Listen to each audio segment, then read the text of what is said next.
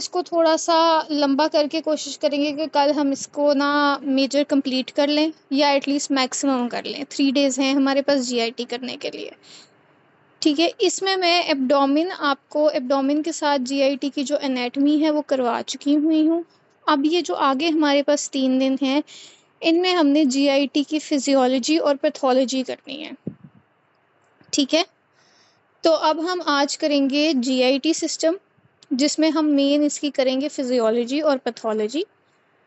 उसमें सबसे पहले हमारे पास बेसिकली जो हमारा जीआईटी है, गैस्ट्रो इंटेस्टाइनल ट्रैक्ट, ठीक है, उसका मेन फंक्शन क्या है? उसका मेन फंक्शन है कि ये एक डाइजेस्टिव सिस्टम है। ये क्या करता है कि जो भी फूड इनटेक हम करते हैं उसके कंपाउंड्स को डाइजेस्ट करता है बॉडी में। हाँ जी, जीआईटी फ्रॉम नसीम शहजाद। ठीक है, अच्छा, हम कर रहे हैं जीआईटी फ्रॉम नसीम शहजाद, उसको हम फिजियोलॉजी और पैथोलॉजी हम उसकी कर रहे हैं। ठीक है, मेन फंक्शन जो आपके जीआईटी का है वो है डाइजेशन। डाइजेशन ये किस चीज़ की कराता है? हमारे फूड कंपोनेंट्स की, जिसमें मेनली आपके पास आता है कार्बोहाइड्रेट्स, प्रोटीन्स, फैट्स, इलेक्ट्रोलाइट्स। अब जो जीआईटी सिस्टम है ना, एनाटमी एब्डोमेन के साथ हुई थी। ठीक है, लास्ट वीक एनाटमी हुई थी from abdomen. I will try कि मैं उसको भी थोड़ा थोड़ा पॉइंट्स जो हैं वो रिवाइज करवा दूँ। ठीक है, लेकिन सिंस वी हैव 3 डेज तो हमने इसकी फिजियोलॉजी और पैथोलॉजी पे मेन फोकस करना है। सही है, हमारे पास जो हमारा डाइजेस्टिव सिस्टम होता है ना, उसमें हमारे पास जो कंपोनेंट्स जो हम उसको ब्रॉडली कैटेगराइज करते हैं into mouth, oesophagus, stomach, liver, gall bladder, pancreas, small large intestine and then the anus. ठीक है, ये कंपोनेंट्स हैं हमारे डाइजेस्टिव सिस्टम के। अब सबसे पहले हम आ जाते हैं माउथ पे। तो बेसिकली माउथ का क्या फंक्शन है कि जितना भी हम फूड इनटेक करते हैं वो हम वाया द माउथ यानी द ओरल कैविटी करते हैं। इसके अंदर मसल्स होती हैं। सबसे पहले तो इन मसल्स का बेसिक फंक्शन ये होता है कि ये करवाती हैं डाइजेशन। ठीक है, डाइजेशन ये कैसे कराती हैं कि ये टेक पार्ट करती हैं मैकेनिकल डाइजेशन में। ठीक है, हमारा जो माउथ है इसकी मसल्स का ये फंक्शन होता है कि ये मैकेनिकल डाइजेशन कराती हैं by process of mastication. Mastication क्या होता है? मैस्टिकेशन होता है break down of large food particles into smaller ones physical activity से। ठीक है, यानी हमारी जो मसल्स हैं ये क्या करती हैं? माउथ को ओपन और क्लोज करती हैं, और उससे क्या होता है कि फूड पार्टिकल्स जो होते हैं वो स्मॉलर पार्टिकल्स में कन्वर्ट होते हैं। ठीक है, इसमें आपके पास बेसिकली आ जाती हैं मसल्स ऑफ मैस्टिकेशन में मसेटर, टेम्पोलिस, टेम्पोरालिस, मीडियल टेरिकॉइड और लैटरल टेरिकॉइड। ठीक है, इनकी डेवलपमेंट इंपॉर्टेंट है। अक्सर पेपर में आता है कि ये मसल्स कहाँ से डेवलप होती हैं, ये फर्स्ट ब्रेंकियल आर्च से डेवलप होती हैं। ठीक है, और इन्हें मैंडिबुलर नर्व सप्लाई करती है। ठीक है, मेसेटर, टेम्पोरालिस, मीडियल टेरिकॉइड, लैटरल टेरिकॉइड, ये जो होती हैं ये डेवलप होती हैं फर्स्ट ब्रेंकियल आर्च से। ठीक है, कोई मुझे बता सकता है कि कौन सी मसल्स होती हैं जो माउथ को ओपन करती हैं इसमें से? अगर मैं पूछूं कि मसल्स ऑफ मैस्टिकेशन में से ओपनिंग ऑफ माउथ कौन सी मसल्स करती हैं?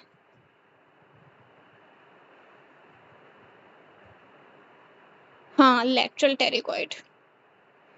और अगर मैं पूछूं क्लोजिंग कौन करती हैं तो फिर?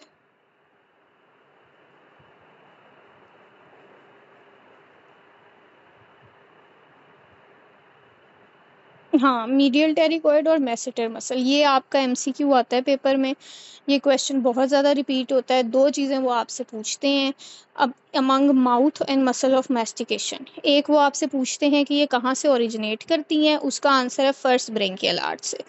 दूसरा वो आपसे पूछते हैं कि कौन सी मसल है जो माउथ को ओपन करती है या फ्लोर ऑफ माउथ को एलिवेट करती है। अच्छा, अब इसमें एक चीज़ है, फ्लोर ऑफ माउथ को एलिवेट करने का क्या मतलब है? माउथ को क्या होगा, ओपन होगा या क्लोज होगा?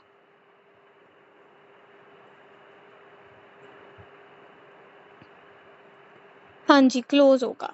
इस चीज़ को कंफ्यूज नहीं करना।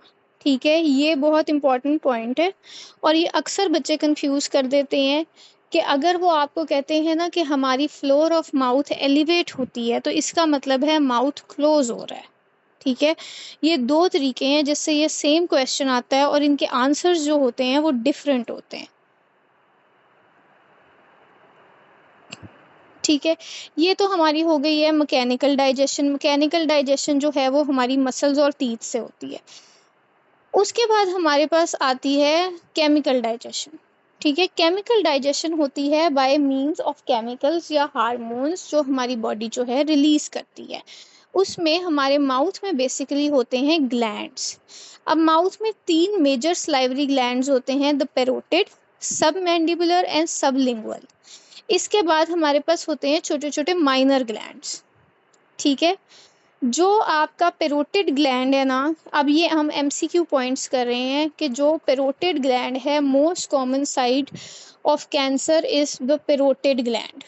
ठीक है, सबसे कॉमन अगर सलाइवरी ग्लैंड्स का कैंसर होता है तो वो पेरोटिड ग्लैंड में होता है। ठीक है, उसके बाद पेरोटिड ग्लैंड के कैंसर्स हम दो पार्ट्स में डिवाइड करते हैं। एक हम डिवाइड करते हैं बिनाइन ट्यूमर्स में और दूसरा हम डिवाइड करते हैं मलिग्नेंट ट्यूमर्स में। जो बिनाइन ट्यूमर है ना, सबसे common benign tumour parotid gland का है प्लियोमॉर्फिक एडिनोमा। ठीक है, प्लियोमॉर्फिक एडिनोमा जो है वो सबसे कॉमन बिनाइन ट्यूमर है पेरोटिड ग्लैंड का। उसके बाद आपके पास आता है मलिग्नेंट ट्यूमर। जो मलिग्नेंट ट्यूमर है ना पेरोटिड ग्लैंड का, उसका नाम है म्यूको एपिडर्मोइड कार्सिनोमा। ठीक है, अब एक हमारे पास ट्यूमर आता है कार्सिनोमा एक्स प्लियोमॉर्फिक एडिनोमा। कोई मुझे बता सकता है ये कौन सा ट्यूमर होता है, कार्सिनोमा एक्स प्लियोमॉर्फिक एडिनोमा?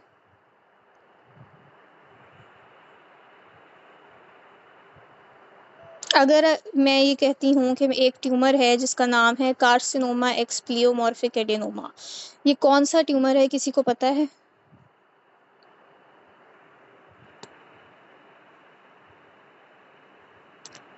अच्छा, जो इन्वेड करता है, लेकिन कहाँ का? अच्छा, basically carcinoma x pleomorphic adenoma एक वेरिएंट कह लो या एक दूसरा नाम कह लो म्यूको एपिडर्मोइड कार्सिनोमा का।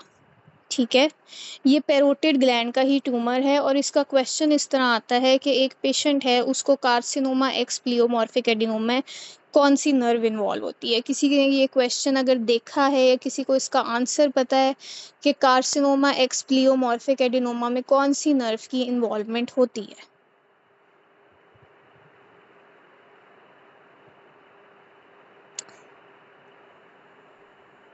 5 नहीं, फेशियल, फेशियल बिल्कुल सही है, फेशियल है। अच्छा, अब इसकी नर्व तो चलो आपको पता है, इसकी लॉजिक बेसिकली यही है कि ये पेरोटिड ग्लैंड के ही कैंसर का नाम है और पेरोटिड ग्लैंड कैंसर जब इन्वेड करता है ना, तो वो सबसे कॉमन इन्वेजन में नर्व इन्वॉल्वमेंट जो करता है वो करता है फेशियल नर्व की इन्वॉल्वमेंट। ठीक है, तो ये जो क्वेश्चन आता है कार्सिनोमा एक्सप्लियोमॉर्फिक एडिनोमा, ये बेसिकली म्यूको एपिडर्मोइड कार्सिनोमा है जो मिलिग्नेंट ट्यूमर है और फेशियल नर्व को इन्वॉल्व करता है।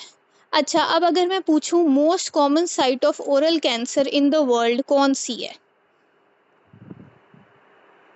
Most common site of oral cancer in the world? Tongue, buccal नहीं, टंग। और अगर मैं पूछूं सबसे कॉमन साइट सिलाइवरी ग्लैंड्स में कौन सी है फिर?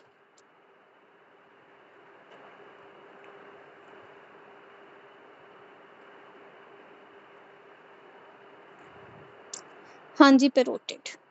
इन दोनों चीज़ों का ना कंफ्यूज नहीं करना। सबसे कॉमन ओरल कैंसर में आपके पास टंग आती है, लेकिन सिलाइवरी ग्लैंड्स में ना most common site for oral cancer, यानी आपकी ओरल कैविटी में देखो बहुत सारी चीज़ें होती हैं। ओरल कैविटी में मसल्स भी आती हैं, टीथ भी आती है, टंग भी आती है, फ्लोर ऑफ माउथ भी आती है और ग्लैंड्स भी आते हैं। तो ओरल कैविटी के अंदर सबसे कॉमन साइट है टंग, लेकिन सिलाइवरी ग्लैंड्स जो हैं उनमें सबसे कॉमन साइट है पेरोटिड ग्लैंड।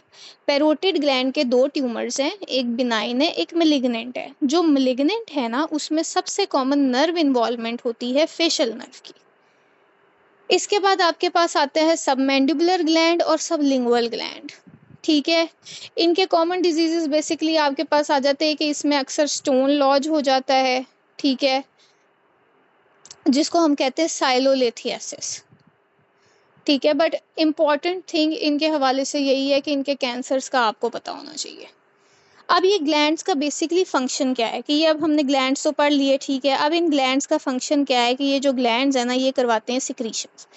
ये सिक्रीशंस करवाते हैं और उस सिक्रीशन को कलेक्टिवली, जो हमारी ओरल कैविटी की सिक्रीशन है, उसको कलेक्टिवली हम बेसिकली कहते हैं सलाइवा। ठीक है। अच्छा, अब एक क्वेश्चन था कि ग्लाइकोप्रोटीन्स, हमने आज जब हीमेटोलॉजी किया था तब मैंने ये चीज़ बताई थी कि ग्लाइकोप्रोटीन्स सिक्रीट होते हैं हमारी बॉडी में। किसी को पता है ग्लाइकोप्रोटीन्स कहाँ से सिक्रीट होते हैं?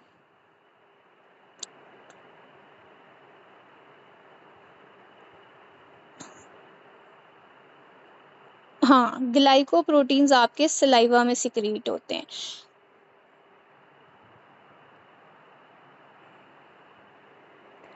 ठीक है।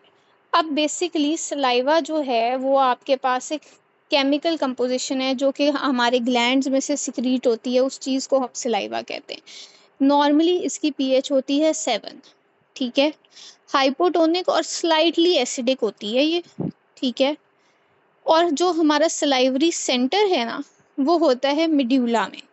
बेसिकली सलाइवा को कोई हार्मोनल कंट्रोल नहीं होता, यानी ऐसा नहीं है कि किसी हार्मोन ज़्यादा हो तो सलाइवा ज़्यादा हो जाएगा, कम हो तो सलाइवा कम हो जाएगा, नहीं। सलाइवा का मेन कंट्रोल आता है आपकी ब्रेन से, सेंट्रल नर्वस सिस्टम से, और इसका जो सलाइवरी सेंटर है ना वो मिड्यूला में होता है। ठीक है, यू शुड नो दिस कि सलाइवरी सेंटर कहाँ पर होता है। अब इस सलाइवा में कंपोनेंट्स कौन कौन से होते हैं? ठीक है, सलाइवा में जो कंपोनेंट्स होते हैं ना, वो बेसिकली जो सबसे इम्पॉर्टेंट आपके पास डाइजेशन के हवाले से आता है ना, वो आता है सलाइवरी अमाइलेज। इस सलाइवरी अमाइलेज का क्या फंक्शन होता है कि इसने कार्बोहाइड्रेट्स को ना डाइजेस्ट करना होता है। ठीक है। मेन फंक्शन सलाइवरी अमाइलेज का ये है कि ये डाइजेशन करता है पार्टली कार्बोहाइड्रेट्स की, यानी स्टार्च की। उसके बाद आपके पास इसमें आ जाते हैं ऑर्गेनिक और इनऑर्गेनिक आइंस। ठीक है। हमने यहाँ पर अमाइलेज कर ली है कि सलाइवा के अंदर क्या होता है, अमाइलेज नाम का एक कंपोनेंट होता है, ये एक एंजाइम होता है जो स्टार्च की डाइजेशन करता है। जो आपके पास इनऑर्गेनिक आइंस आते हैं ना, वो आपके पास आ जाते हैं सोडियम, कैल्शियम, पोटेशियम, फॉस्फेट और आयोडाइड। ठीक है, ये भी सलाइवा के अंदर होते हैं। ज़ाहिर है हमारी बॉडी के अंदर एक एक्स्ट्रा सेलुलर फ्लूइड है, इंट्रा सेलुलर फ्लूइड है, तो बॉडी के अंदर हर जगह ना ये आइंस बेसिकली प्रेजेंट होते हैं। उसके बाद आपके पास आता है ऑर्गेनिक कंपोनेंट्स। जो ऑर्गेनिक कंपोनेंट्स होते हैं ना सलाइवा के, वो आपके पास होता है टायलिन। ठीक है। ये आपको इनके नेम्स जो है ना, ये आपको नसीम शहजाद में भी लिखे हुए मिल जाएंगे। ठीक है। टायलिन बेसिकली क्या होता है कि एक स्टार्च हाइड्रोलाइजिंग एंजाइम होता है which is produce by the human salivary glands. ये एक फॉर्म है सलाइवरी अमाइलेज की। एक चीज़ तो हमने पढ़ ली ना कि हमारे पास सलाइवरी अमाइलेज होता है। अब सलाइवरी अमाइलेज की ही एक दूसरी फॉर्म भी होती है जिसको हम कहते हैं टायलिन। ठीक है, ये भी स्टार्च की ही डाइजेशन में एड करता है। उसके बाद एक दूसरी चीज़ आपके पास क्या होती है, म्यूकोप्रोटीन होता है। ठीक है। ये म्यूकोप्रोटीन का क्या फंक्शन है कि ये म्यूकस सिक्रीट करता है। ठीक है। इसका मेन प्रिंसिपल फंक्शन ये है कि ये एक प्रोटेक्टिव कोटिंग बनाता है। ठीक है। हार्ड और सॉफ्ट टिश्यूज़ के अराउंड, यानी हमारा माउथ थोड़ा सा म्यूसिनस सा होता है ना, वो इस म्यूसिन की वजह से होता है। ठीक है। इसकी सिलेक्टिव डेपोजिशन होती है स्पेशली टूथ सरफेस पर, जो टीथ को प्रोटेक्ट करता है और उसका आगे जाके एनेमल बनाता है। ठीक है। 3 चीज़ें हमने कर ली, हमने अमाइलेज किया, हमने इनऑर्गेनिक एंजाइम्स किए और हमने ऑर्गेनिक कंपाउंड्स किए। ऑर्गेनिक कंपाउंड्स में हमने 2 चीज़ें की, एक हमने टाइलिन किया, एक हमने म्यूकोप्रोटीन्स किया। टाइलिन हमने पढ़ा कि सलाइवरी अमाइलेज का ही एक और टाइप है जो कि स्टार्च को डाइजेस्ट करता है। और म्यूकोप्रोटीन हमने पढ़ा कि म्यूकस प्रोड्यूसिंग सिक्रीशन है जो कि म्यूकस प्रोड्यूस करती है हार्ड और सॉफ्ट टिश्यूज़ की कवरिंग बनाने के लिए। ठीक है, यहाँ तक सबको सारा कुछ समझ आ गया है? किसी को कोई कंफ्यूजन तो नहीं है इसमें?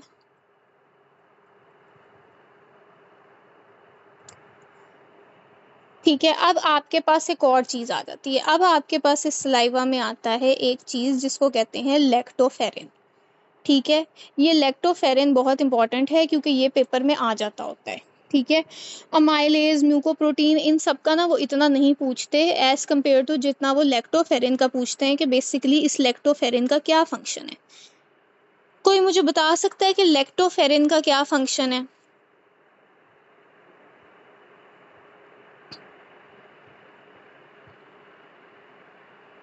What is the function of lactoferrin? किसी ने ये एमसीक्यू अगर देखा हो, उनकी नज़र से गुजरा हो, उन्हें पता हो।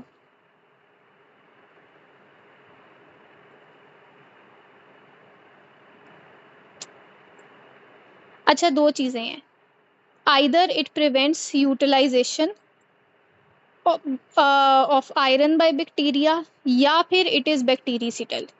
एक चीज़ बतानी है, लैक्टोफेरिन क्या है?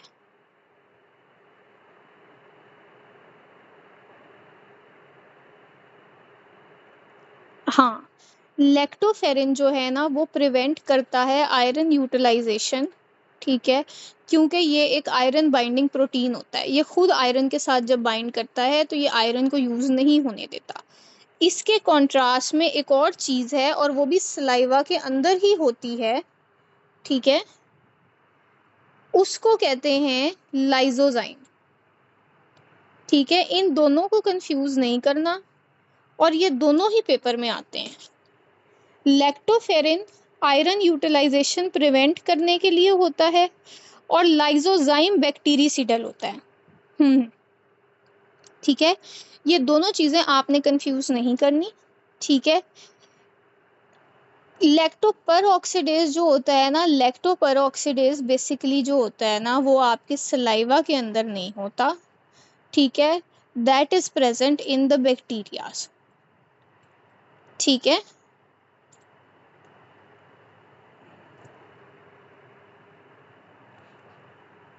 दैट इज बेसिकली क्या है कि हमारे पास जो लैक्टोपर ऑक्सीडेज है ना वो एक एंटी माइक्रोबियल एजेंट है। ठीक है, वो क्या करता है, that is use as an antimicrobial agent in reducing the bacteria in the milk या मिल्क प्रोडक्ट्स। या आपके पास एक आर्टिफिशियल चीज़ आती है सलाइवा के अंदर, हमारे पास दो चीज़ें आती हैं, एक हमारे पास आता है लैक्टोफेरिन और एक हमारे पास आता है लाइजोजाइम।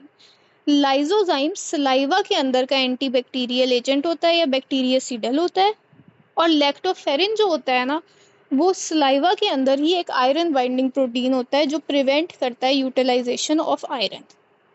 ठीक है, ये दोनों एमसीक्यू पॉइंट्स हैं सलाइवा के हवाले से, इनको याद रखना है। ठीक है, उसके बाद आपके पास क्या आता है कि अब specific people have specific things in their saliva. For instance smokers के सलाइवा में आपको एक चीज़ मिलती है that is thiocyanate. Thiocyanate is very common in smoker saliva. ठीक है, उसके बाद आपके पास एक और चीज़ आती है दैट इज़ अल्फ़ा 1। ठीक है, अल्फ़ा 1 बेसिकली क्या है, अल्फ़ा 1 रिसेप्टर हैं।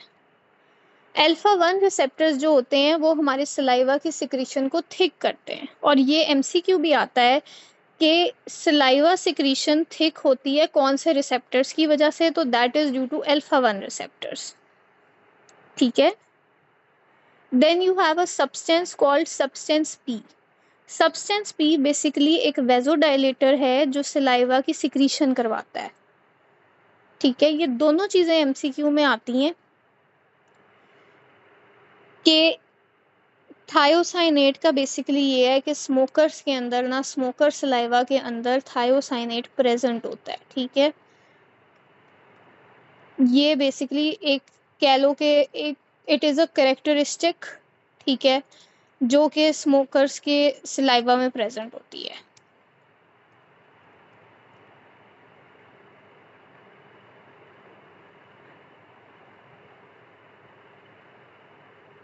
ठीक है, अच्छा उसके बाद हम आगे चलते हैं, हमारे पास आता है अल्फ़ा 1 रिसेप्टर्स। ठीक है, जो B1 होते हैं ना वो आपके यूट्रस के मसल्स में होते हैं। ठीक है, ये भी एक एमसीक्यू आता है कि बीटा 1 बीटा 2 किधर होते हैं। ठीक है, और ये भी एक एमसीक्यू आता है कि थिक सलाइवा कौन से रिसेप्टर्स प्रोड्यूस करते हैं। तो जो थिक सलाइवा होता है ना, वो प्रोड्यूस होता है वाया अल्फा 1 रिसेप्टर्स। फिर हमारे पास लास्ट पॉइंट जो मैंने अभी बोला था, वो मैंने बोला था कि एक चीज़ होती है substance P. Substance P basically vasodilator है। वो क्या करती है, वो सलाइवा की सिक्रीशन कराती है, क्योंकि सलाइवा ने डक्ट से आना है। ग्लैंड्स हैं, ग्लैंड्स ने सलाइवा प्रोड्यूस किया, फिर हर ग्लैंड की एक अपनी डक्ट होती है, ठीक है। तो सब्सटेंस पी जो है ये इनको वेजोडाइलेट करवाता है, जिससे क्या होता है कि इंक्रीज होती है सिक्रीशन, ठीक है। अच्छा, उसके बाद आपके पास आता है एसिटाइल कोलिन। एसिटाइल कोलिन जो है ये भी सलाइवा सिक्रीशन को इंक्रीज कराता है, ठीक है। एसिटाइल कोलिन का फंक्शन ये है कि ये सलाइवा की सिक्रीशन को इंक्रीज कराता है, ठीक है। अच्छा, कोई मुझे ये बता सकता है स्टेनसन्स डक्ट किसकी डक्ट होती है? स्टेनसन्स डक्ट किसकी डक्ट होती है?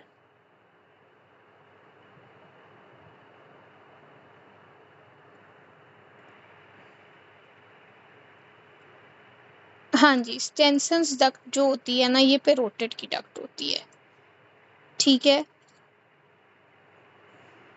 और अगर मैं पूछूं कि सबमैंडिबुलर की कौन सी डक्ट होती है, तो फिर वो कौन सी होती है?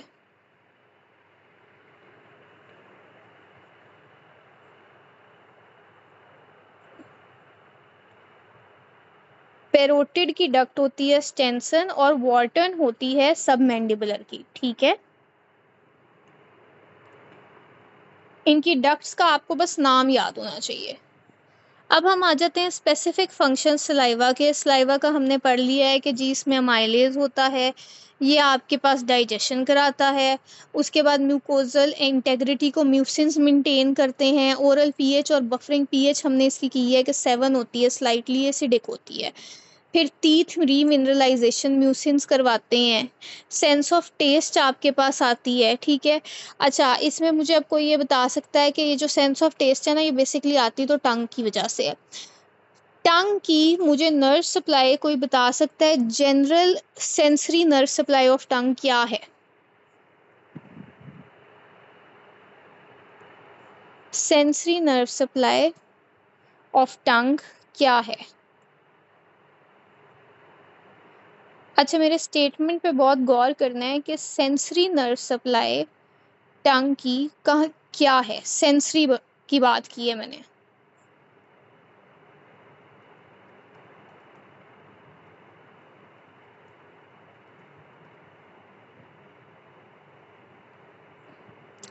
ट्राइजेमिनल, ठीक है। ट्राइजेमिनल की भी कौन सी ब्रांच?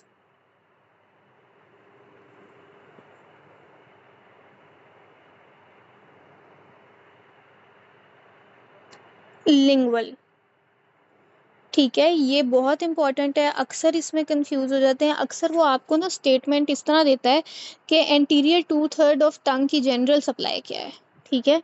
वो आपसे सीधा ये भी नहीं पूछते, मैंने तो सीधा सीधा पूछा है ना कि जनरल मुझे सेंसरी नर्व सप्लाई बता दें टंग की। तो वो आपसे पूछते हैं कि एंटीरियर 2/3 की सेंसरी नर्व सप्लाई क्या है। आपने उसमें ये नहीं देखना कि वो आपसे किस पार्ट का पूछ रहे हैं, आगे का पूछ रहे हैं, पीछे का पूछ रहे हैं, कहाँ का पूछ रहे हैं। आपने वर्ड जिस पे गौर करना है वो है सेंसरी। हमारी पूरी टंग की सेंसरी सप्लाई एक ही होती है, और वो होती है lingual nerve which is a branch of trigeminal nerve, ठीक है। एंटीरियर 2/3 ऑफ टंग की सप्लाई कौन सी होती है?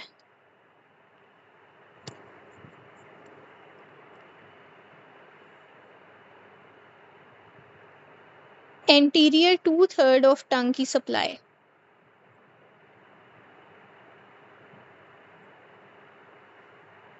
Facial nerve. फेशियल नर्व की कौन सी ब्रांच? 5-7 नहीं, सिर्फ एक होती है फेशियल नर्व।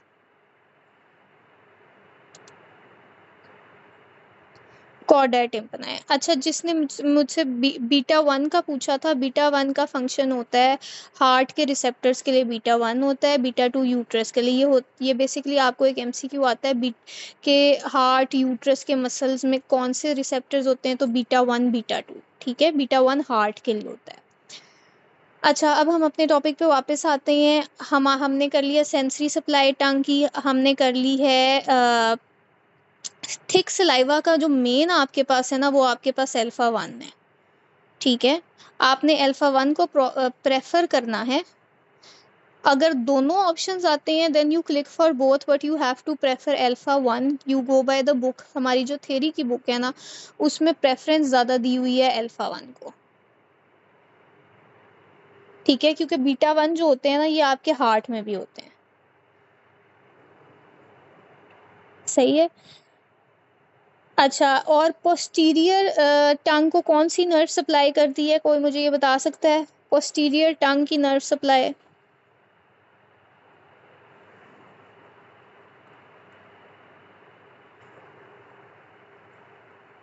हाँ जी, ग्लॉसोफेरेंजियल, ठीक है। ये नर्व सप्लाई के हवाले से भी ना आपको क्वेश्चंस आ जाते हैं। अब हम करते हैं डिसऑर्डर्स, स्पेसिफिक डिसऑर्डर्स जो कि हमारे माउथ के रिलेशन में होते हैं। पोस्टीरियर मोस को हाँ जी वेगस करती है, ठीक है। अच्छा, उसके बाद आपके पास आ जाता है मोस्ट कॉमन कंजेनिटल एनोमली जो आपके माउथ की होती है, वो होती है क्लेफ्ट लिप और क्लेफ्ट पैलेट। सबसे कॉमन कंजेनिटली जो आपके पास डिजीज आता है वो आता है क्लेफ्ट लिप या क्लेफ्ट पैलेट का, और इसका भी एमसीक्यू आता है। इसका एमसीक्यू आपके पास इस तरह आता है कि बेसिकली जो हमारा क्लेफ्ट पैलेट होता है ना, वो बनता है fusion of the soft hard palate की प्रोमिनेंसेस की वजह से, ठीक है, यानी मैक्सिलरी प्रोमिनेंस की वजह से बनता है, ठीक है। और जो आपका क्लेफ्ट लिप होता है ना, वो बनता है फ्यूजन ऑफ नेजल प्रोमिसेस की वजह से, ठीक है। मतलब बेसिकली अगर नेजल प्रोसेसेस आपके फ्यूज नहीं हुए तो आपका क्लेफ्ट लिप होगा, और अगर मैक्सिलरी प्रोसेसेस आपके फ्यूज नहीं हुए तो क्लेफ्ट पैलेट होगा, ठीक है। ये आपको बस अंडरलाइंग मैकेनिज्म पता होना चाहिए, क्योंकि वो पूछ लेते हैं कि एक पेशेंट आया है, उसका बायलेटरल क्लेफ्ट लिप है या क्लेफ्ट पैलेट है, तो वो क्यों है? तो वो उस इस वजह से है कि ये दोनों चीज़ें जो हैं ये फ्यूज़ नहीं कर पाती आपस में, ठीक है। अच्छा, अब कोई मुझे बता सकता है, लिप का बनता है नेजल प्रोसेस से, नोज वाले एरिया से, हमारे नोज के नीचे हमारा ब्रिज होता है ना, नेजल ब्रिज, वहां से बनता है लिप। और मैक्सिला का जो प्रोसेस है ना, मैक्सिलरी प्रोसेस, उससे बनता है आपका सॉफ्ट हार्ड पैलेट, ठीक है। अब कोई मुझे बता सकता है most common pre malignant lesion of mouth, सबसे common pre malignant lesion mouth की या ओरल कैविटी की कौन सी होती है?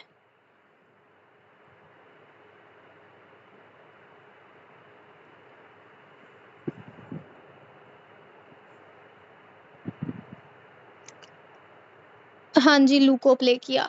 अगर मैं पूछूं सबसे कॉमन प्री मेलिग्नेंट कंडीशन कौन सा होता है, तो फिर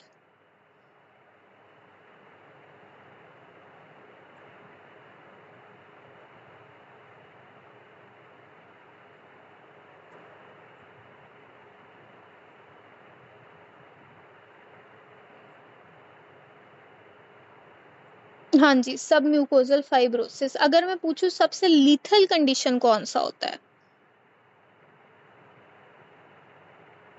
सबसे लीथल लीजन कौन सी होती है? चलो, एरिथ्रोप्लेकिया। अच्छा, अगर मैं पूछूं कि सबसे कॉमन प्री मेलिग्नेंट कंडीशन की कॉज बताएं मुझे, यानी सब म्यूकोजल फाइब्रोसिस की कॉज क्या है, एक अगर हमने कॉमन कॉज ओवरऑल करनी हो।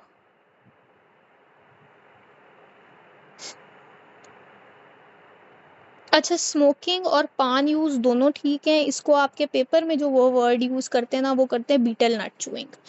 दो तरह से ये क्वेश्चन आता है। एक वो आपसे पूछते हैं कि कराची का एक रहने वाला पेशेंट है, उसको ओरल कैंसर हो गया है, उसकी क्या कॉज है, ठीक है, तो उसमें भी आपके पास आता है बीटल नट।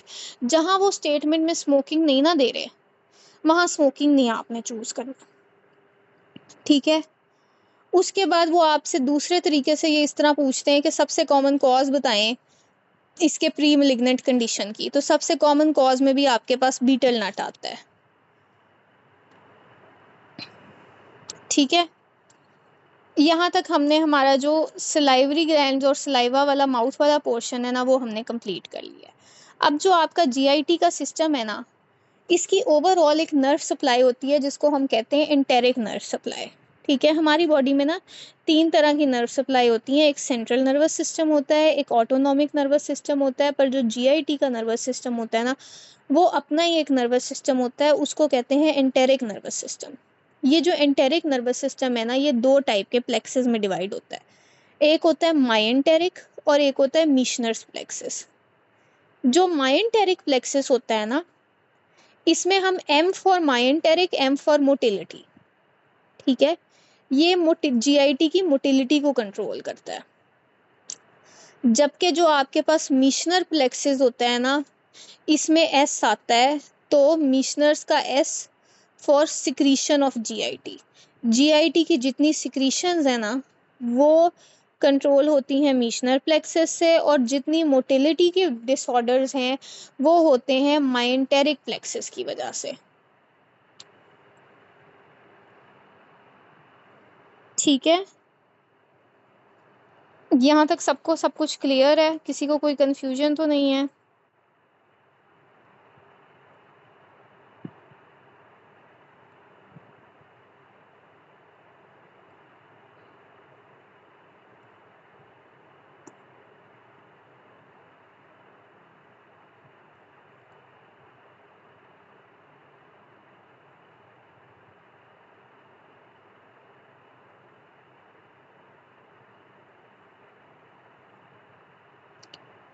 अच्छा जी, फिर हम आ जाते हैं एसोफेगस पे। तो बेसिकली एसोफेगस है क्या? अब जो आपकी एसोफेगस है ना, वो बेसिकली है एक थिन ट्यूब है, ठीक है, which is an organ of the digestive system which connects the pharynx to the stomach. यानी यहाँ से ये फेरिंक्स को स्टमक से कनेक्ट करने वाली एक लंबी सी ट्यूब है, जिसको हम एसोफेगस कहते हैं। ठीक है, इसका मेन फंक्शन जीआईटी में क्या है कि इसका मेन फंक्शन यही है कि ये बेसिकली फूड की ट्रैवलिंग करवाता है फ्रॉम माउथ टू स्टमक। ठीक है, अब हम इसकी ब्लड सप्लाई कर लेते हैं। एसोफेगस की ब्लड सप्लाई जो है ना, ये हमने एब्डोमेन में भी की थी। इसको हमने 3 पार्ट्स में डिवाइड किया है, अपर, मिडल और लोअर। ठीक है, जो अपर एसोफेगस है ना, वो होती है इंफीरियर थायराइड आर्टरी से। मिडल की कोई मुझे ब्लड सप्लाई बता सकता है? मिडल एसोफेगस की ब्लड सप्लाई।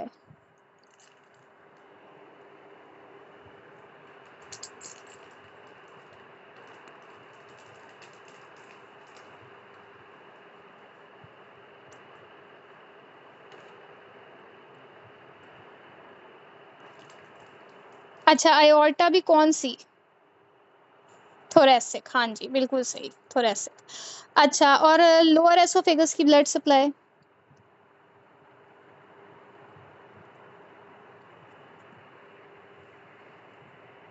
हाँ जी, लेफ्ट गैस्ट्रिक। अच्छा, इनकी जो ब्रांचेस है ना, मतलब सिर्फ आपने ये आर्टरीज याद नहीं करनी है, इसकी ब्रांचेस हमने एब्डोमेन में की थी।